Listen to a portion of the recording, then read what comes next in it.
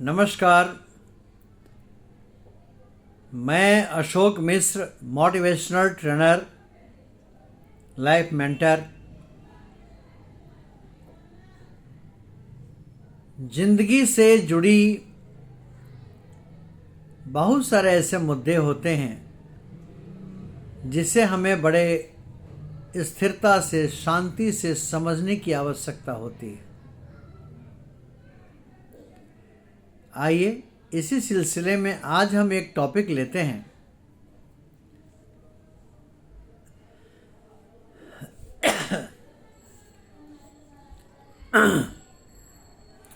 जिस किसी को भी आप सबसे नकारा, गया गुजरा, बेकार, कमजोर, निरीह प्राणी, निर्धर और अपने लायक नहीं समझते हैं और उसका किसी न किसी रूप से तिरस्कार भी करते हैं,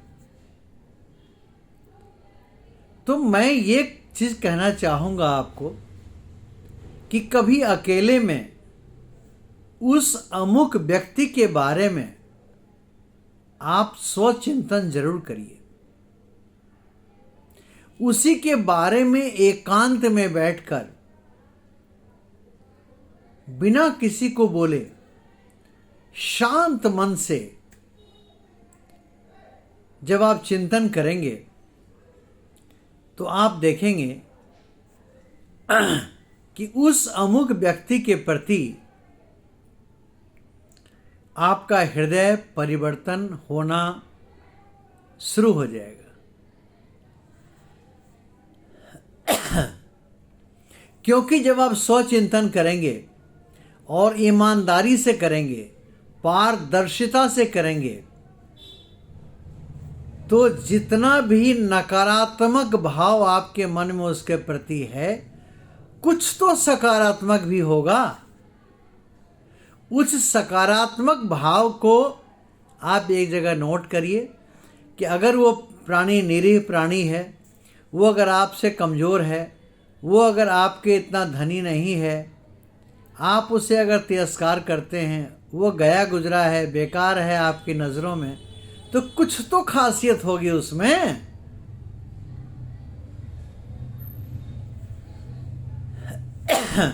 उस खासियत को कहीं आप नोट करिए, फिर उसका चिंतन करिए। इससे होगा क्या फ़ायदा, आइए मैं बताता हूँ। सबसे पहले तो आपके अंदर की एक अहंकार, जो गुरूर है, उसका क्षय होगा और धीरे धीरे धीरे करके उसका पतन हो जाएगा। हम सब समझते हैं कि अहंकार या किसी प्रकार का गुरु कोई स्थायी नहीं होता। जब हम उसके बारे में सोचेंगे तो उसकी परिस्थितियां को भी समझेंगे और स्वभावतः हमारा अहंकार कम हो जाएगा। हमारे अंदर एक करुणा का विकास होने लगेगा और सहानुभूति की भावना जगेगी।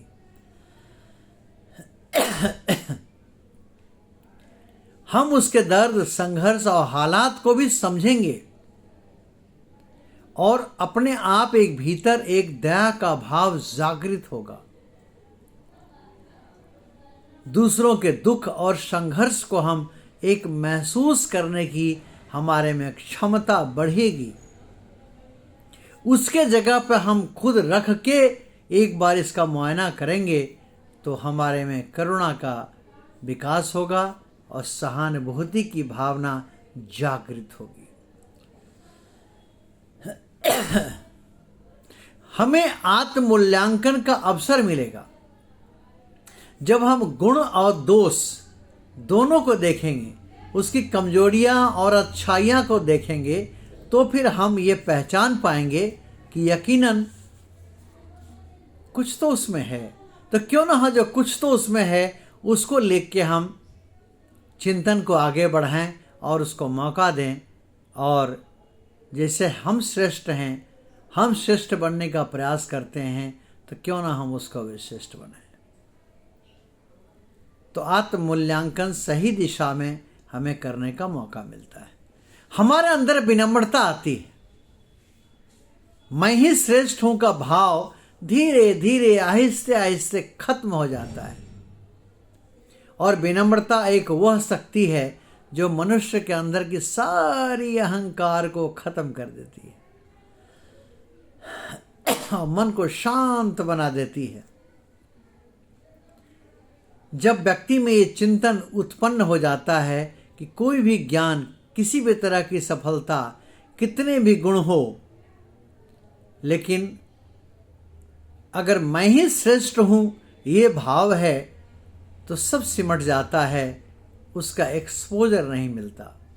इसलिए दूसरे का भी सम्मान करें और उसके जीवन के अर्थ के भी मायने को समझें। अपने में विनम्रता आएगी और उस विनम्रता को महफूज रखें। पूर्वाग्रह में प्रीजुडिस कहते हैं जिसे, उसमें तो आप बिल्कुल मत जिए। एक आपने ख्याल बना लिया किसी के लिए कि वो ऐसा है। अरे हालात बदलती हैं, परिस्थितियां बदलती हैं, तो कभी भी बिना सोचे समझे उसे इस चीज से मत आंकिए कि अरे वो तो ऐसा ही है। जाने अनजाने में आपका ये जज करना आपके लिए भी घातक हो सकता है।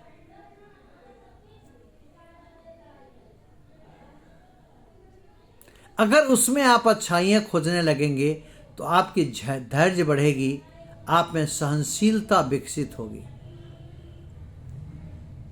दूसरे की कमजोरी को समझने की एक अपनी अगर प्रक्रिया बनाएंगे तो हम धैर्यवान बनेंगे और हम लोग सीमा पार होके भी एक शांति की अनुभूति करेंगे। दूसरे के कमियों को स्वीकार करने की हमारे में ताकत आएगी।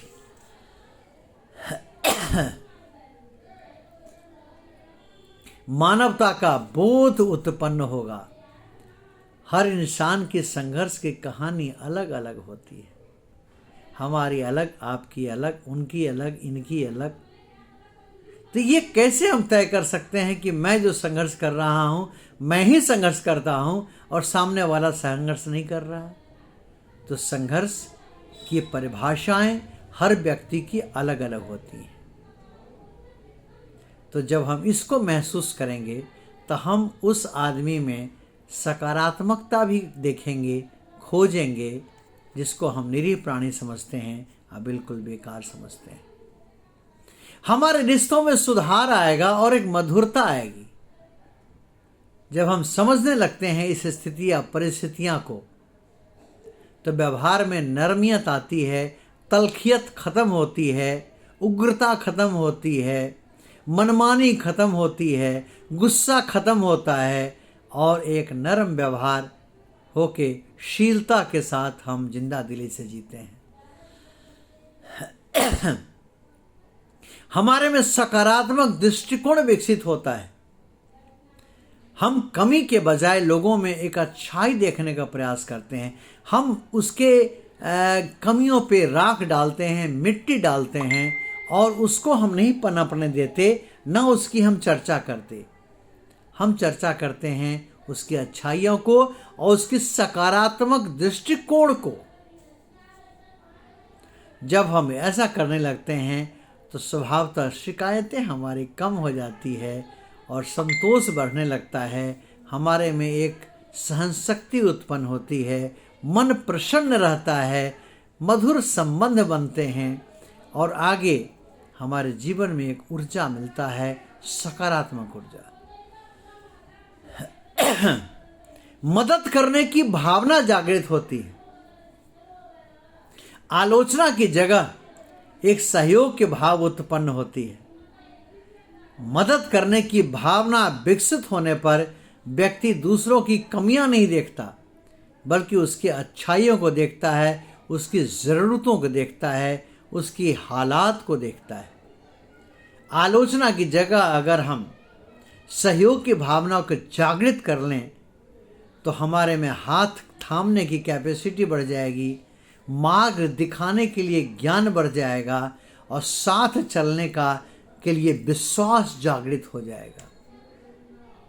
इससे हमारे संबंध मजबूत होंगे, समाज में सद्भावना बढ़ेगी और आत्मसंतुष्टि की अनुभूति होगी।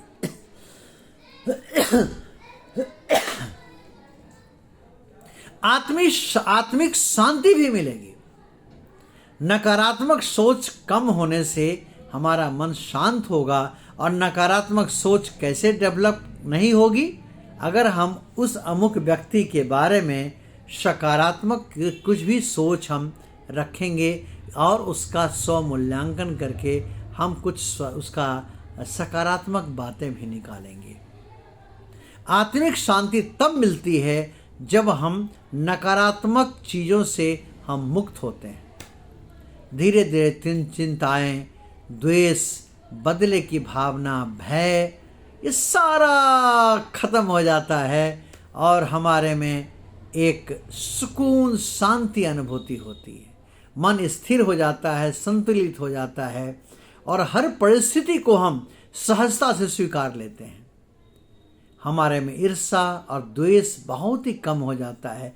तुलना की भावना धीरे धीरे खत्म हो जाती है। जैसे ही तुलना की भावना खत्म होगी, ईर्ष्या, द्वेष, असंतुष्टि सब खत्म हो जाता है। मन बिल्कुल निर्मल, हल्का और प्रसन्न हो जाता है। संबंधों में सच्चाई और अपनापन बढ़ने लगता है।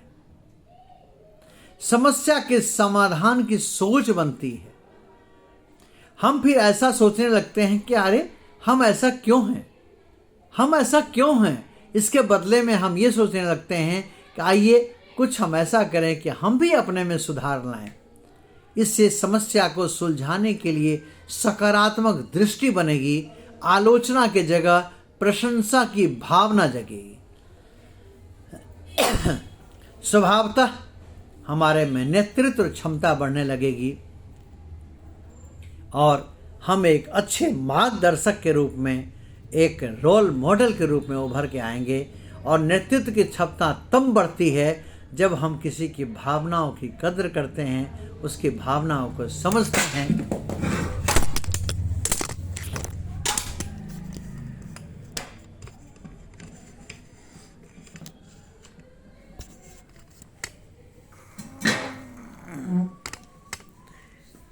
जब हम उसकी भावनाओं को समझते हैं और उसकी भावनाओं की हम कद्र करते हैं।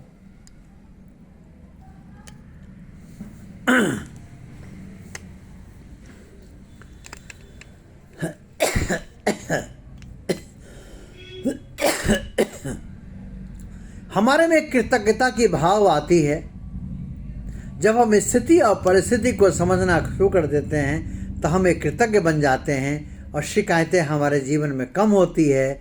इतना ही नहीं, हमारे जीवन में सच्चाई का ज्ञान बढ़ जाता है, हमारे में आध्यात्मिक उन्नति होती है और सच्ची महानता की अनुभूति होती है। जब हम किसी को कमज़ोर नहीं समझेंगे, उसको स्वीकार कर लेंगे, तो हमारे में एक इंसानियत जागृत होगी। दूसरों को छोटा समझना बहुत आसान है, पर उसके बारे में गहराई से चिंतन करके उसमें से कुछ अच्छाइयाँ निकालना एक बहुत बड़ी बात है। आइए इस अभ्यास को हम अपनाते हैं और हम आज तक जिसे नकारा, जिसे गया गुजरा, जिसे बिल्कुल बेकार, जिसे निरीह प्राणी, जिसे निर्धन, जिसे आपसे कमज़ोर, आपके लायक नहीं और तिरस्कार करने लायक आप समझते हैं, तो कभी अकेले में एकांत में बैठकर उसके लिए हम स्वचिंतन भी करेंगे, तो आप देखेंगे कि आपसे उसके मधुर संबंध हो जाएंगे और हमारी जो अगली पीढ़ी होगी उसके लिए हम रोल मॉडल बनेंगे। बहुत बहुत धन्यवाद। आज हमने ये टॉपिक लिया था। मैं Ashok Mishra, life mentor, motivational trainer. आप मेरा वीडियो देखने के लिए अशोक मिश्रा भाई जी के यूट्यूब चैनल पे भी जाके देख सकते हैं। अशोक मिश्रा भाई जी, धन्यवाद।